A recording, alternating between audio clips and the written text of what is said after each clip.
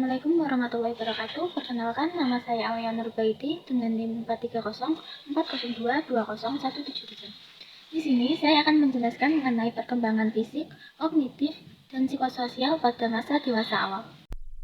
Yang pertama yaitu perkembangan fisik pada masa dewasa awal. Masa dewasa awal merupakan puncak dari kesehatan, kekuatan, energi, dan daya tahan, serta di puncak fungsi sensori dan motorik. Kesehatan pada sebagian orang dipengaruhi oleh perilaku, namun dapat juga dipengaruhi oleh gen. Pengaruh perilaku pada kesehatan dan kebugaran.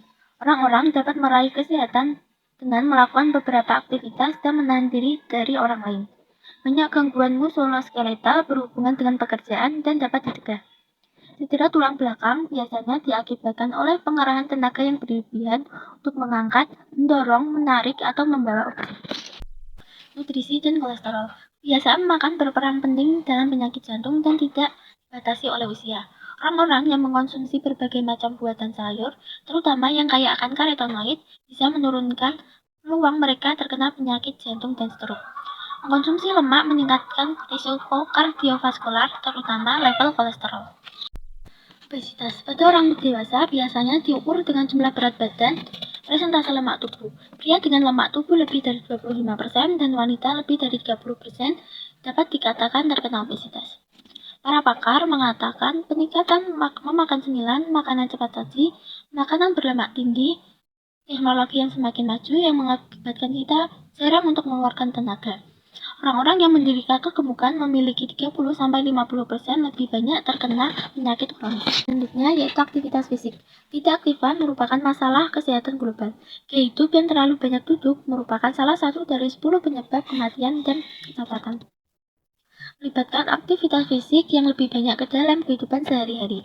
Misalnya menaiki tangga daripada naik eskalator dapat menjadi seefektif mungkin latihan terstruktur yang dapat dilakukan. Yang kedua yaitu perkembangan kognitif pada masa dewasa awal. Terdapat model rentang kehidupan perkembangan kognitif, kecerdasan emosional, perkembangan moral, dan transisi ke universitas. Yang pertama yaitu model rentang kehidupan perkembangan kognitif melewati beberapa tahapan. Yang pertama yaitu tahap pencarian terjadi pada masa anak-anak dan remaja, dan pencapaian terjadi pada masa remaja akhir yaitu usia 20-30 tahun. Tahap pertanggungjawaban yaitu terjadi pada usia 30-60 tahun. Tahap eksekutif terjadi pada usia 30 atau 40 tahunan sampai usia pertengahan. Tahap reorganisasi terjadi pada akhir usia pertengahan, mulai di akhir masa dewasa. Tahap reintegratif terjadi pada akhir masa dewasa, lalu yang terakhir ada tahap penciptaan warisan terjadi pada usia tua. Lalu selanjutnya ada kecerdasan emosional. Karakteristik mereka yang kinerjanya bagus tidak ada kaitannya sama sekali dengan kemampuan kognitif. Yang paling penting adalah sensitivitas terhadap orang lain, ekspektasi positif terhadap orang lain, dan kecepatan dalam mempelajari jaringan sosial. Lalu ada perkembangan moral. Menurut Colbert, anak muda mencapai kemajuan dalam penilaian moral ketika mereka menekan egosentrisme dan menjadi cakap dalam pemikiran abstrak. Pada masa dewasa, pemikiran moral menjadi lebih kompleks.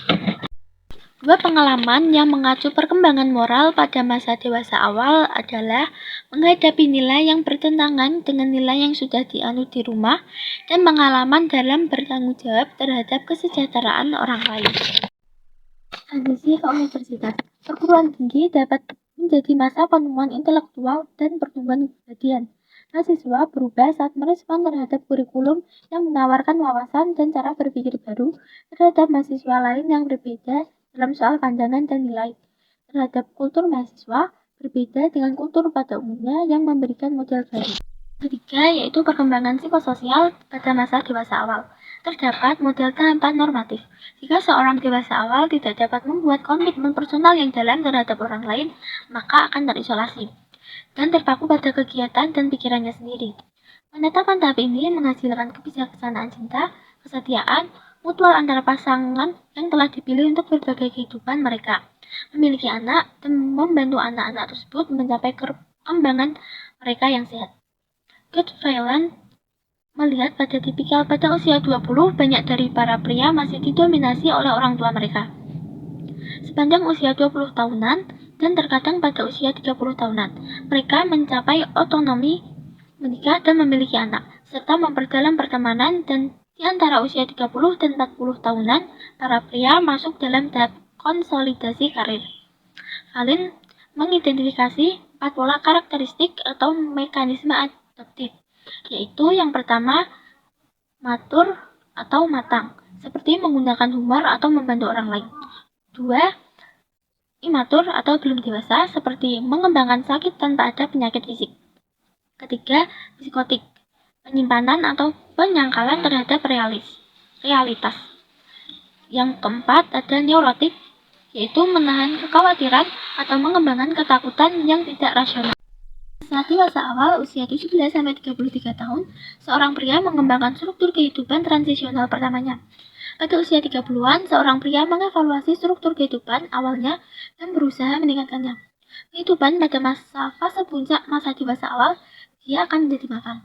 Levinson dalam studi serupa terhadap 45 wanita menemukan bahwa wanita juga melewati era, fase, dan transisi yang sama. Tetapi karena peran kultural tradisional antara peran maskulin dan feminin, wanita mungkin saja menghadapi halangan psikologis dan lingkungan dalam membentuk struktur kehidupan mereka, dan transisi cenderung lebih lama.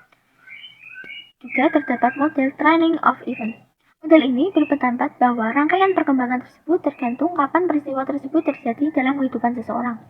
Peristiwa yang terjadi lebih awal atau lebih lambat disebut off time. Peristiwa yang menjadi normatif ketika terjadi tepat waktu menjadi tidak normatif ketika terjadi di luar waktu yang telah diperkirakan. Lalu ada model threat. Model ini memperhatikan stabilitas atau perubahan dalam sifat kepribadian. Para periset yang tergabung dalam National Institute of Aging mengembangkan dan menguji 5 faktor, yaitu neurosisme, atau kumpulan sifat negatif yang mengindikasikan ketidakstabilan emosional seperti kepanikan, sikap bermusuhan, depresi, kesadaran diri, impulsif, dan rapuh. Yang kedua, yaitu extraversion atau terbuka. Memiliki 6 sisi, yaitu bersabar, hangat, asertif, aktif, mencari kegembiraan, dan emosi positif. Open to experience atau terbuka terhadap pengalaman. Ingin mencoba hal-hal baru dan penuh berisi ide yang baru. Konsistensi atau teliti. Mereka yang berprestasi, kompeten, teratur, patuh, tenang, dan disiplin. Lalu yang terakhir ada agreeable atau menyenangkan. Mereka yang dapat dipercaya, terus tenang, mengalah, rendah hati, mudah dipengaruhi. Dasar hubungan yang intim. Erikson memandang perkembangan hubungan yang intim sebagai tugas krusial bagi seorang dewasa awal. Collins dan Miller mengungkapkan bahwa elemen intimasi yang penting adalah pengungkapan diri. Pengungkapan informasi penting tentang diri sendiri terhadap orang lain. Orang-orang menjadi intim dan tetap intim dengan berbagai informasi mengenai diri, responsif terhadap kebutuhan orang lain, saling menerima dan menghormati. Lalu ada pertemanan. Pertemanan pada masa dewasa awal dan pertengahan cenderung berpusat pada pekerjaan dan aktivitas parenting, serta sebagai kepercayaan diri dan masukan. Orang dewasa awal yang masih melajang amat bergantung pada pertemanan untuk memenuhi kebutuhan sosial mereka, dibandingkan dengan orang dewasa yang telah menikah atau yang telah menjadi orang tua. Lalu ada cinta. Sebagian besar orang menyukai kisah cinta mereka sendiri, dan cinta adalah sebuah cerita. Menurut teori cinta triangular Sternberg, ketiga elemen tersebut adalah intimasi, hasrat, dan komitmen. Ada seksualitas. Merujuk survei nasional utama sikap dan perilaku seksual, pandangan mengenai aktivitas seksual terbagi dalam 3 karakter utama. Yang pertama, ada sekitar 30% memiliki sikap tradisional atau sikap reproduktif tentang seks, bahwa seks hanya diperbolehkan untuk tujuan reproduksi dalam ikatan perkawinan. Yang kedua, sekitar 25% lainnya dengan komposisi pria lebih besar dari wanita memiliki pandangan rasional tentang seks selama tidak menyakiti orang lain, maka sah-sah saja. Yang ketiga, 45% menganut pandangan relasional, yaitu seks harus disertai dengan cinta dan kasih sayang, tetapi tidak harus dengan perkawinan. Selanjutnya yaitu hidup sendiri. Jumlah dewasa awal yang belum menikah terus meningkat. Pada tahun 2000, sekitar 45% usia 25-29 tahun belum menikah. Peningkatan 3 kali lipat sejak 1970, bahkan di antara 35-40 tahun, 15,5% masih tetap belum menikah. Selanjutnya yaitu pernikahan. Pada mayoritas masyarakat, pernikahan dianggap cara terbaik menjamin keteraturan dalam membesarkan anak.